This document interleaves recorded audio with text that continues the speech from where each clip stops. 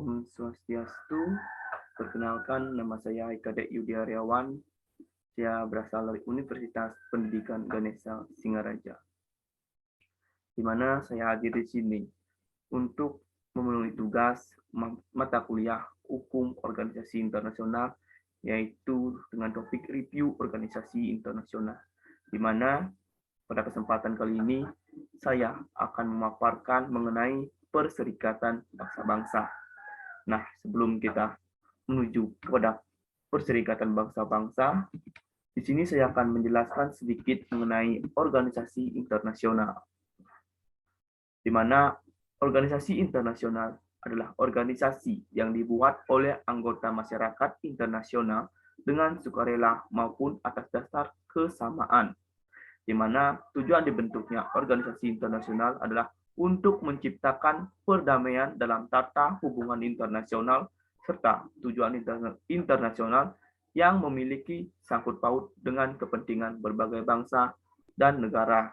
Nah, organisasi internasional sendiri adalah organisasi bukan negara yang memiliki kedudukan sebagai subjek hukum internasional serta memiliki kapasitas dalam membuat perjanjian internasional. Sedangkan tujuan yang bersifat internasional adalah tujuan bersama yang menyangkut kepentingan berbagai bangsa. Nah, itulah tadi pengertian secara singkat mengenai organisasi internasional yang dapat saya sampaikan.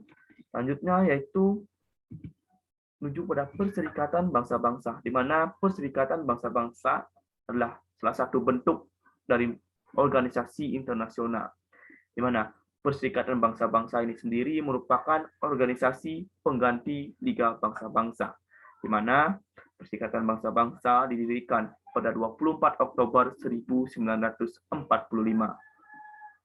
Nah, pada saat didirikan, Perserikatan Bangsa-Bangsa memiliki 51 negara anggota, dan saat ini sudah berkembang menjadi 190 negara anggota. Itulah tadi penjelasan mengenai Perserikatan Bangsa-Bangsa. Selanjutnya saya akan menyampaikan mengenai tujuan utama dari pembentukan Perserikatan Bangsa-Bangsa, di mana yang pertama yaitu menjaga perdamaian dan keamanan dunia, kedua, memajukan dan mendorong hubungan persaudaraan antar bangsa, yang ketiga, membina kerjasama internasional dalam membangun bidang ekonomi, sosial, budaya, dan lingkungan. Yang keempat, menjadi pusat penyelarasan segala tindakan bersama terhadap negara yang membahayakan perdamaian dunia. Yang kelima, yaitu menyediakan bantuan kemanusiaan apabila terjadi kelaparan, bencana alam, dan konflik bersenjata. Nah, itulah tadi tujuan utama dari pembentukan Perserikatan Bangsa-Bangsa.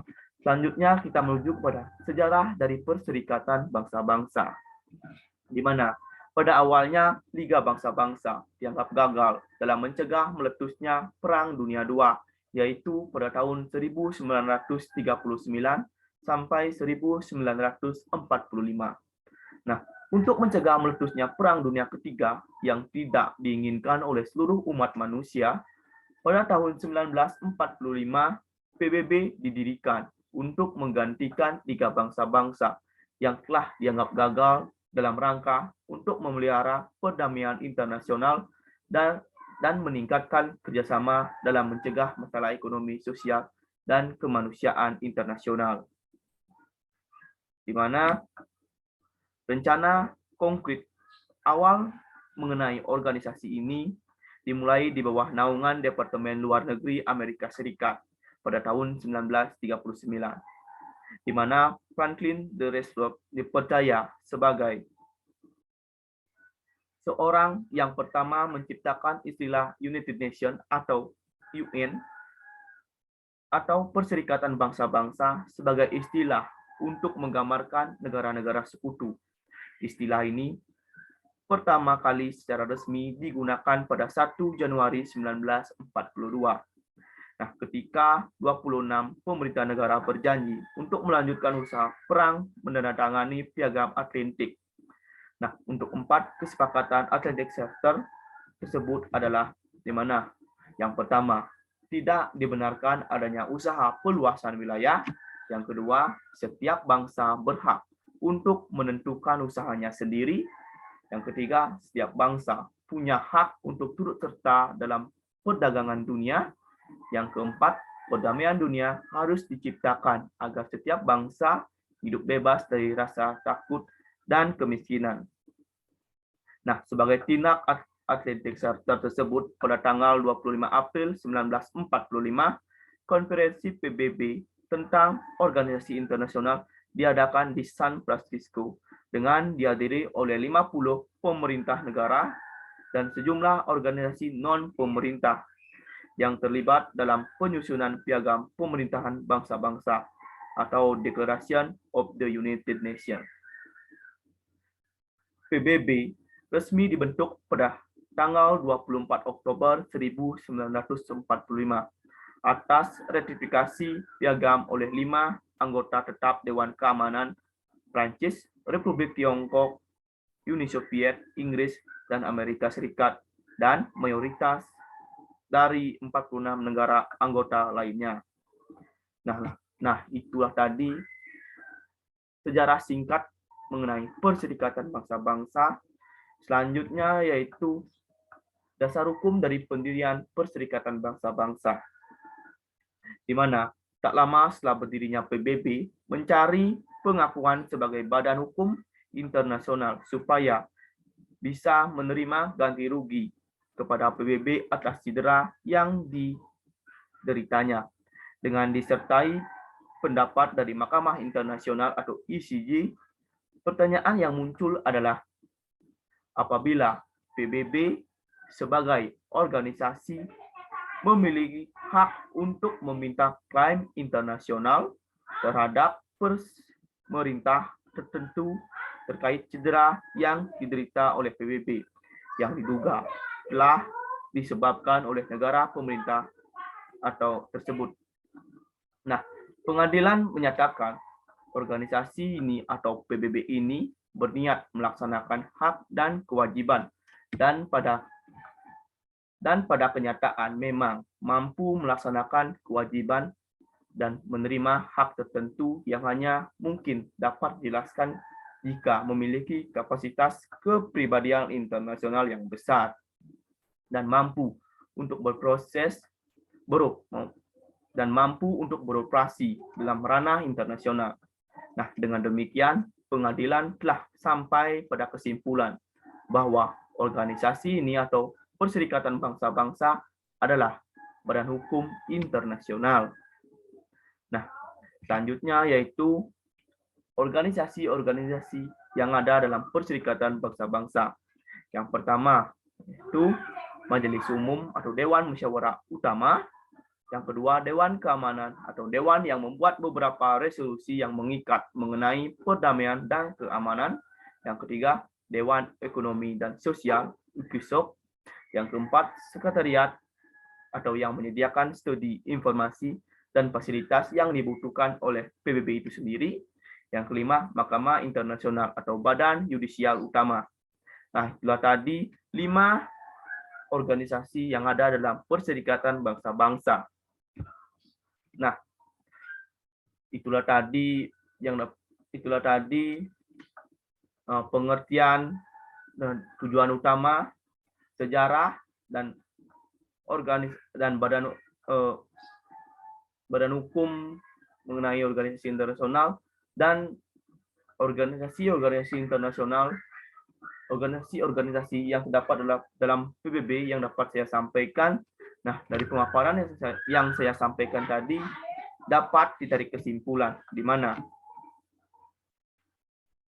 Perserikatan Bangsa-Bangsa adalah organisasi internasional yang didirikan pada tanggal 24 Oktober 1945 untuk mendorong kerjasama internasional. Badan ini merupakan pengganti dari Liga Bangsa-Bangsa dan didirikan setelah Perang Dunia II untuk mencegah terjadinya konflik serupa, di mana tujuan utama dari Perserikatan Bangsa-Bangsa adalah menjaga perdamaian dan keamanan dunia, memajukan dan mendorong hubungan persaudaraan antar bangsa melalui penghormatan hak asasi manusia, membina kerjasama internasional dalam pembangunan bidang ekonomi, sosial, dan budaya, dan lingkungan, menjadi pusat penyelarasan segala tindakan bersama terhadap negara yang membahayakan perdamaian dunia, menyediakan bantuan kemanusiaan apabila terjadi kelaparan, bencana alam, dan konflik bersenjata. Nah, rencana konkret awal untuk organisasi ini dimulai di bawah naungan Departemen Luar Negeri Amerika Serikat pada tahun 1939, di mana Franklin D. Roosevelt dipercaya menjadi sebagai seorang pertama yang menciptakan istilah United Nations atau Perserikatan Bangsa-Bangsa sebagai istilah untuk menggambarkan negara-negara sekutu.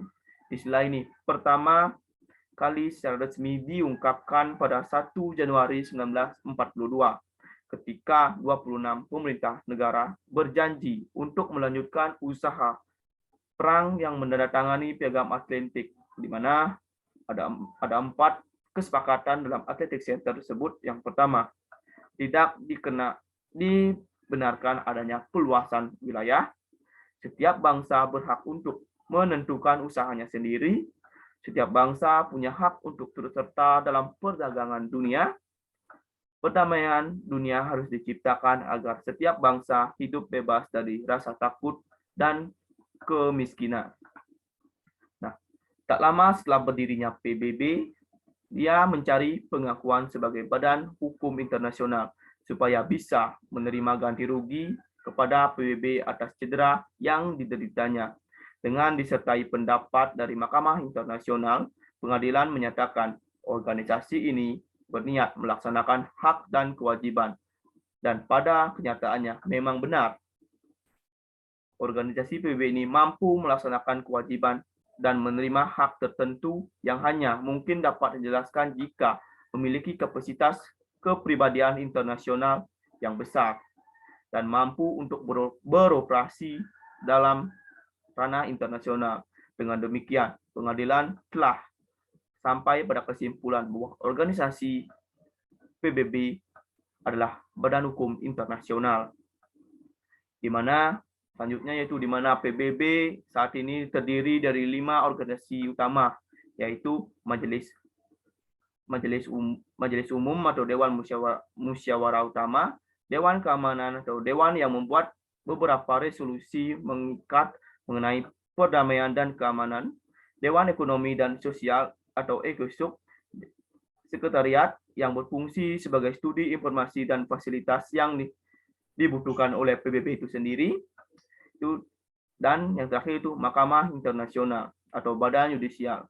Nah, adapun sebuah organ utama PBB yang telah dinonaktifkan adalah Dewan Perwakilan atau Tripartite Council, di mana Perserikatan Bangsa-Bangsa tidak aktif semenjak tahun 1994 setelah kemerdekaan pulau, satu-satunya wilayah perwakilan PBB yang tersisa.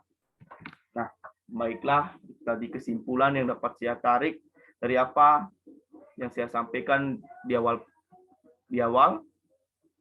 Saya ucapkan terima kasih kepada teman-teman mana pada saat ini saya mampu menyelesaikan tugas dari mata kuliah Hukum Organisasi Internasional pada waktunya. Saya izin undur diri, saya tutup dengan Brahma Santi. Om Santi, Santi, Santi Om. Terima kasih.